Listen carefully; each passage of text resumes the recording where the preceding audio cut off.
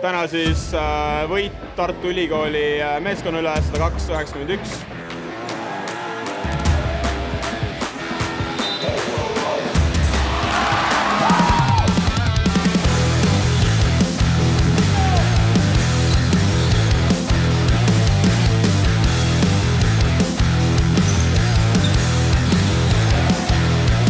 See on nüüd selle esimese ringi viimane mäng ja see oli tore võiduga lõpetada.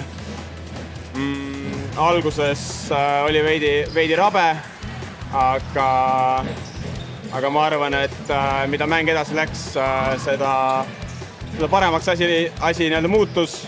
Me kordagi alla ei andnud midagi ja hoidsime, vähemalt proovisime hoida siis kokkulepitud asjadest kinni, et nii hästi kui võimalik.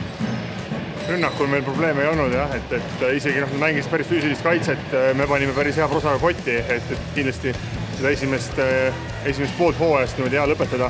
Kaitses küll tegelikult suured probleemid, 91 punkti, seal 1-1 kaitsega nagu sel hooajal suht tihti oleme hätta jäänud, et hea on lõpetada võiduga, aga siit on ka nagu omi järeldusi veel teha, et kindlasti mängupilt on ideaalist kaugelt. Ja, et kui Miku teeb selliseid Jokic'i numbreid, siis võib siin poole hooaja pealt teda kuskile mujale võib-olla ära värvata, nagu et ei tea. Kui teised paneks rohkem kotti ka, siis oleks veel paremad. Eks me üritame. Aitäh! Aitäh!